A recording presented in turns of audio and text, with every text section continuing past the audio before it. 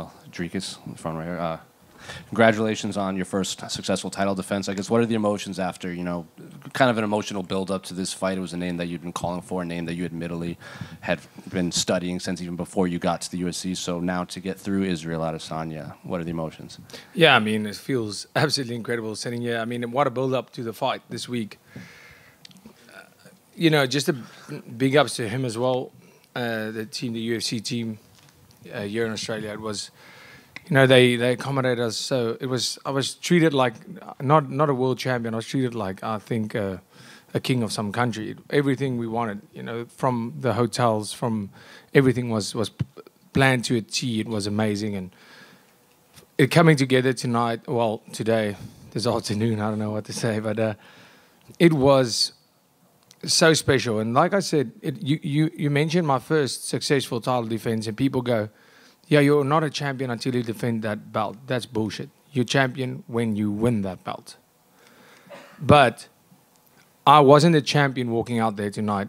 Before I walk out, and I said this whole week, before I walk out there, they take the belt off me. The winner of this fight is the champion. So nobody's a champion when that first belt goes. I went out there tonight to fight for the world title, and I became champion tonight. And you could see that in the fight. I went out there to fight like somebody who wanted this belt and not somebody who defended it.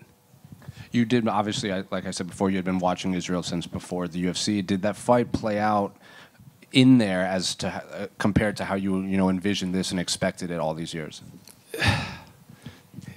Yeah, well, I won at the end. Yes, I guess so.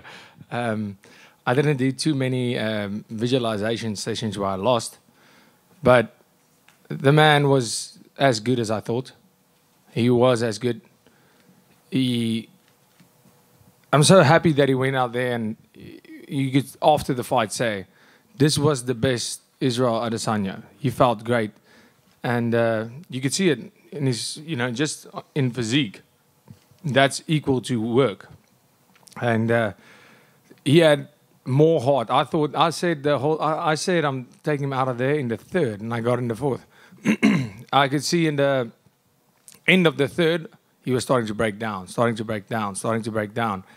But there just wasn't enough. And in that fourth round, if you look at the fight, the story of the fight was in the beginning of the round, because I knew they look at my game plan, me and my coaches. So we said, Coach Monet, obviously genius at this, looked at what he does, and we said, he kept on talking about he's a new fighter, he's going to come in there, be different, the old Adesanya. So he's going to come and try and fight me and stop me from going forward, because they know that's how I fight, and that's his kryptonite when somebody's...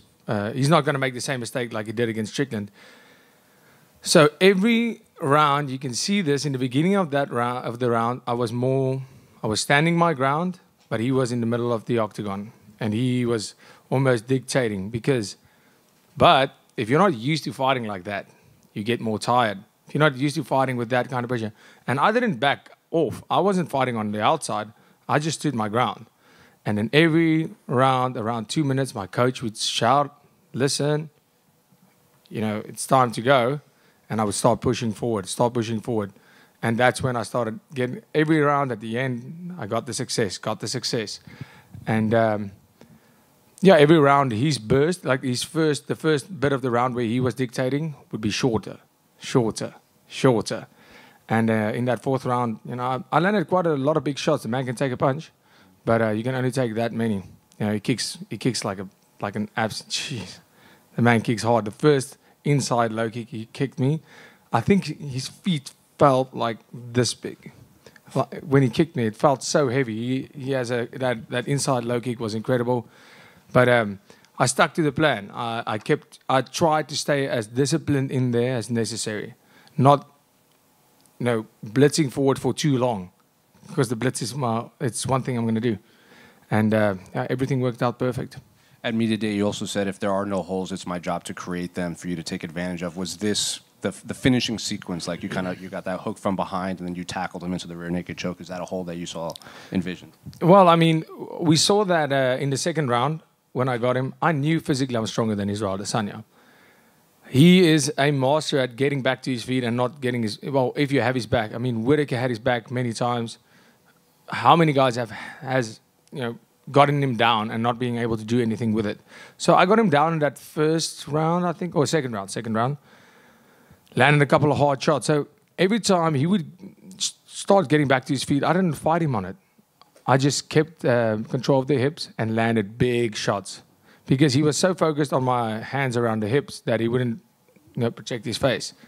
Landed big shots, maybe create a cut. That was what I was hoping for, landing big, hard punches, then getting back down to the ground. So he has to do all that trouble, get back up, carry my weight, hit him.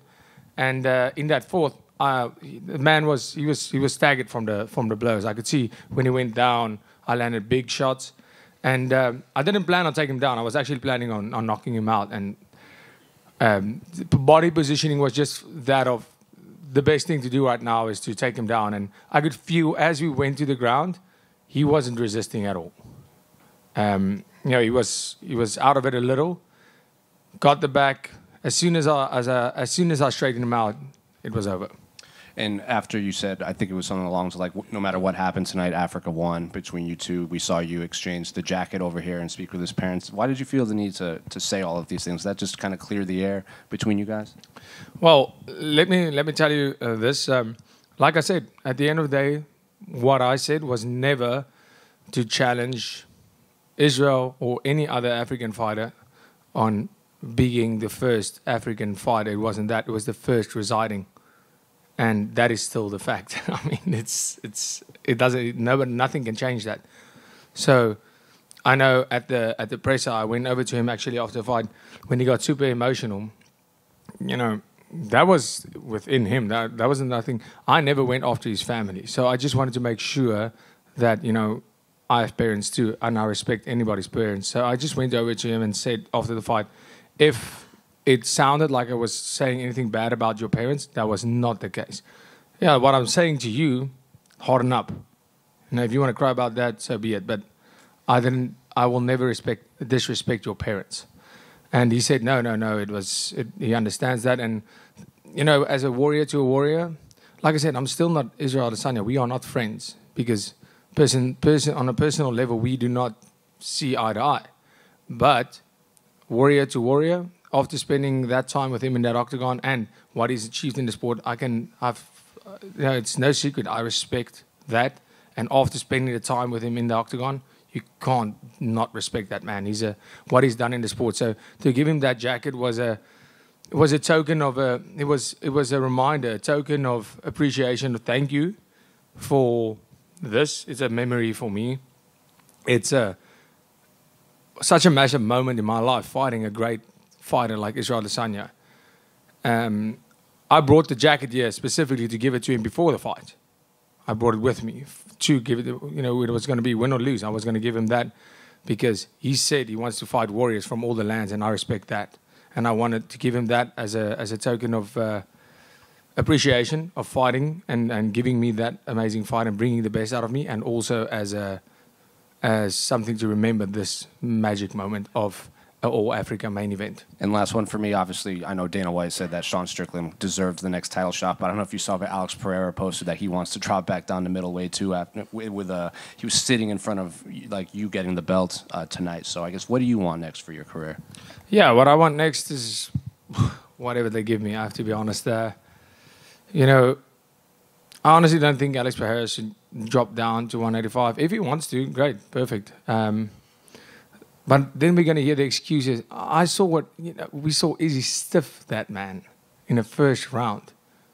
I felt Izzy's punching power tonight. If that, Izzy has great timing. He's fast, he's long, and he has great combinations. But I felt the power. If Izzy stiffens you like that, you do not want to be in there with me, especially not when you're going to come in there with the excuses, no, I cut too much weight. That's going to happen. Everybody's going to say that. So stay at 205, fight your fight against the number 7 ranked guy.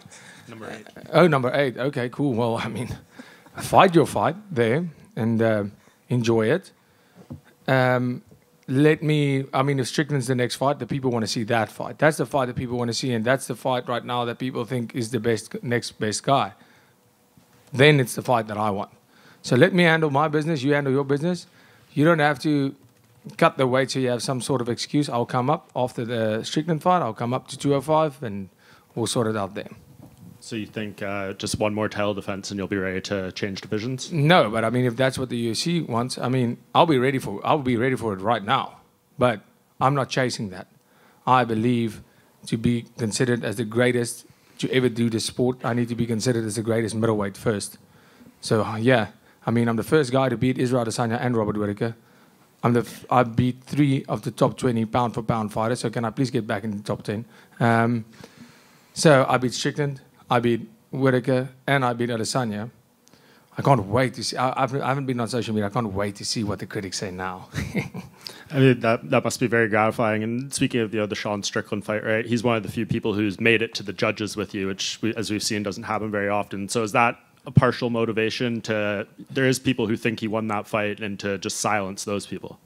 No, I don't care about silencing the people. I need to hear the people if they're booing or cheering. I mean, did you see tonight? This was the most electric crowd ever. They weren't cheering for me, but I mean, it was still amazing to be out there. It was that the crowd was insane. So yeah, going into that Strickland fight now, I know I've been in there with him. He can't handle what I have. He can't handle what I have to offer. So yeah, this time I can finish him. I mean, we saw it. Yeah, he beat Izzy. Now we have a comparison. That's how you finish someone. Do you think, I mean, a fight with him, the last two, the build-ups have been pretty personal, got fairly heated. It seems like you've kind of come out on the winning end of the talk. Are you anticipating going through another fight like that where it could get pretty nasty in the lead-up? I don't know. I mean, does he want to cry again? And just last thing, you talked about the respect for Israel and everything, but for him to, in the octagon, raise your hand up, back here, raise your hand up, I guess just what does that mean to you for him to show that level of class and sportsmanship towards you? That's it. I mean, that's why sport is so amazing. This sport is so amazing. And I say this all the time, myself and Israel, the beef was not fake. The fact that we don't like each other on a personal level was not fake, at least not from my side. It just doesn't, it's irrelevant in that octagon. Say, what does it matter? I'm not talking about I hate Israel Adesanya. I'm just saying that if we were in a social setting, I'd probably not be sitting at his table. And that's fine. Everybody in this room doesn't like each other. Or at least, like, maybe you act if you do. But when you get home, you're like, that guy's such an asshole. But that is the facts of the matter. So... I think he struck a chord there. That's what the truth does. But so I mean, but the respect I have for him and what he has done in the sport, it can't be denied, because if you don't, you're an idiot. If you can't see what Israel has done in the sport and appreciate that as a warrior, a fellow warrior, you're an idiot. The man has done great things in the sport. So yeah, I mean, that's it. I mean, it means the world to me that that sport brings people together, it unites people. South Africa, that is our biggest saying. The great father Nelson Mandela, that was his biggest thing. He says, sport unites people in a way that politics can never, ever, ever do. And that is a fact. And so that was amazing, what we saw in there tonight after the fight, to be able to do that and show the world how amazing. Even though on a personal level there is no friendship, the respect is there. And just last thing, if you do get your South Africa event, as Dana White said would happen after this, and as Sean, he kind of tweeted out something like, I don't know if it's a good idea to bring me to South Africa. Some of the things he might say, is that maybe a concern around that fight if him come in there? I actually saw something like that, but I mean, my man, we can see Sean Strickland. South Africa, it's different. It's different. We saw that tonight. I said, it's the jungle out there. Sean Strickland, the way he does things. Yeah, I hope he makes it to the fight. Dricus, just over here. At the press conference, I asked you if the finish was the main priority, and you said if the finish doesn't present itself, I'll make it happen. Where does that confidence come from, knowing that no matter the situation, you can get the job done? Yeah, I mean. I think more directly what I said was I'm going to look for the opportunity or create the opportunity to get that finish. If not, I'm winning this fight by decision. But when I get in there, it comes from the fact that I know I don't know any other way how to fight. I don't know how to fight to defend the belt. And that comes back to the story of every time I go out there tonight, I became world champion. I had to go and fight and win that belt. And that's what I go out there to do. I don't grapple to win a round on points. I go for a submission. I don't do pad work every day to outpoint somebody. I hit the pads to knock you out. So every time I'm busy with anything, I'm trying to finish that fight. I'm trying to do it with the intent of hurting or getting you out of there. Isn't that what fighting's all about? So the confidence comes from the fact that I know I'm willing to die to get it. I know it sounds like I'm just saying the same thing all over, but that's where it comes from. I know that I'm willing to go for it. And, every time I go there, I'll pull the trigger. I pull the trigger every time I get into the octagon. And my whole career has been like that. And, that's why I'm pretty sure I'm going to win or die trying. And last one for me. Your coaching staff, obviously, Mornay Visser and Henny and the whole team at CIT Performance Institute are probably top contender for not only Gym of the Year, but definitely Mornay's in the conversation for Coach of the Year. I just wonder how big this win is. Obviously, winning the title back in January was big for South African MMA, but to defend the title as well, I think is pretty big for you guys. So what do you think that says about the whole for South African MMA? Yeah, I mean, it shows that we are at a level that, it's massive. It's massive. I mean, just after becoming champion, how massive the sport just grew. I would love to see the numbers of the amount of people that watch this fight from South Africa. I'll actually get back to you guys on that because our local sports network, or the African Sports Network, I'm going to love to see, because I'm pretty close with the people there, and see what the numbers look like in terms of the amount of people that watch this. It's incredible. It just creates so much hope in that everybody that, not even just in MMA, I'm talking about in rugby, I'm talking about football, I'm talking about anything. It doesn't really matter. Because you're sitting in a situation where you're like, I'm from South Africa, how am I going to make it to Hollywood? Well, this is how you make it to Hollywood. This is my Hollywood. Making it to the UFC is my Hollywood. And right now, this is one of the masterpieces. So it is possible for us. It is possible, and that's what it creates. It is possible to go out there and do great things, even though the struggle is a bit worse, even though you have to do a little bit more. God gives his strongest warriors the biggest burdens because they can carry it, and that's 100% what I believe. Congratulations. Thank you. Dricus, I know you were saying there that you'd rather move up to fight Alex Pereira. But if you look at it and you say, I want to be the greatest, so I need to be the greatest middleweight, if he came back down and you beat him, that would be beating essentially every top-ranked former middleweight champion that's currently active, which would probably solidify your claim as one of the best of that division. No, sure. Let him do it. Cool. One from me, Dricus. Sorry, over here to your left. So you mentioned that it doesn't matter who you face next. You'll do what the fans want. You do what the UFC wants. Personally, if you're willing to answer this, who do you think would be more deserving, Sean Strickland or the winner? Robert Whittaker. There we go. Thank you for that. Robert Whittaker deserves the shot. I think he's being done over. Mm-hmm.